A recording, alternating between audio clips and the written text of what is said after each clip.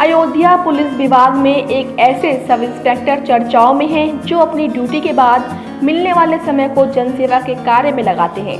इस समय ये दरोगा रणजीत यादव अयोध्या के डीआईजी कार्यालय में तैनात हैं, जिन्होंने रक्तदान, पौधारोपण और पशु पक्षियों की सेवा करने के साथ ही अब भिक्षार्थी करने वाले बच्चों को निःशुल्क पढ़ाने का काम भी शुरू कर दिया है। दरोगा रणजीत यादव का कहना है कि उनका यह स्कूल अयोध्या के खुर्जा कुंड के पास स्थित जयसिंहपुर वार्ड की मलिन बस्ती में नवंबर 2021 से चल रहा है, जिसमें इस समय 65 बच्चे पढ़ने आते हैं।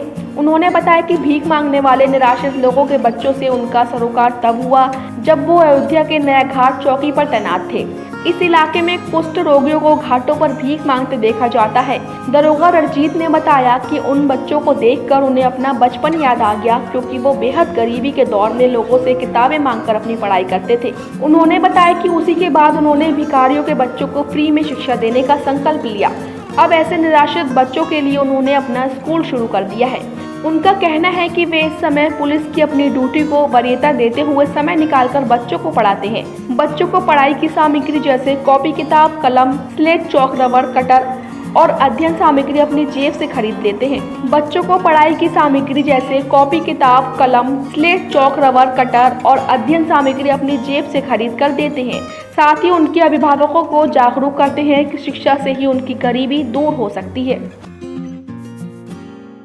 जी हाँ, जब मेरी कोतवाली अध्याय में ड्यूटी थी तो मैं देखता था घाटों पर जो हाँ बच्चे भिक्षावृत्ति कर रहे हैं। कई बार उनसे पूछने का प्रयास किया कि कहाँ आप लोग रहते हैं, क्यों करते हैं इस तरह से, तो बताया नहीं। लेकिन जब काफ़ी प्रयास किया तो लोगों ने बताया कि ये लोग जयसिंहपुर वार्ड है, वहाँ पे खजला कुंड के पास ये लोग रहते हैं। तो वहाँ पर मैं मोटरसाइकिल से अपने गया एक दिन शाम को, उनके गार्जियंस को बुला करके उनसे बातचीत किया कि आप लोग इस तरह से जो बच्चों को भिक्षावृत्ति करवा रहे हैं, खुद कर रहे हैं, क्या आप अपने बच्चों को पढ़ाना चाहते हैं? उन्होंने कहा कि क्यों नहीं सर, हम लोग क्यों नहीं पढ़ाना चाहते हैं, हम लोग जरूर पढ़ाना चाहते हैं। हमने कहा कि हम अगर आपको कल से पढ़ाना शुरू करते हैं तो कैसे लगेगा।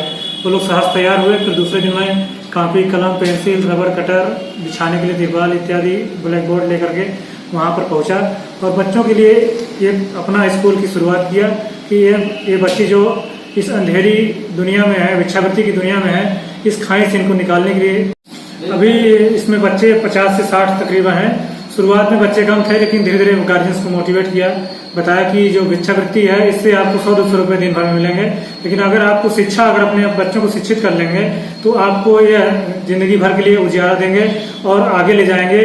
कहीं न कहीं अगर कुछ बन जाते हैं तो अच्छी बात, नहीं बनते तब भी इनके मन में एक जागरूकता फैलेगी अपने अधिकारों के प्रति, अपने कर्तव्यों के प्रति, स्वच्छता के प्रति।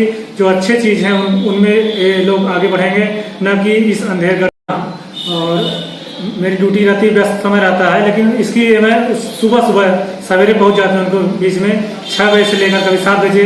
तो मेरी ड्यूटी टाइमिंग 10 बजे ऑफिस में है, तो उसके पूर्व ही मैं उनको पढ़ा करके वापस चला जाता हूँ। अपनी ड्यूटी को वरीयता देते हुए जो भी कुछ काम करता हूँ, सामाजिक कार्य, रक्तदान करना, पौधारोपण करना, गरीब बच्चों को पढ़ाना और स्कूलों कॉलेजों में जा करके लोगों को जागरूक करना, शिक्षा के प्रति, सुरक्षा के प्रति, तमाम इस तरह से मैं कहानियाँ लिखता हूँ। मेरी कहानियाँ आकाशवाणी फैजाबाद और लखनऊ से कई बार प्रसारित हो चुकी हैं और यूट्यूब चैनल भी मैंने बना रखा है रणजीत सुपर कप नाम से। उस पर मैं अपना मोटिवेशनल वीडियो डालता हूँ और रणजीत सुपर कप नाम से फेसबुक मुझे फॉलो कर सकते हैं।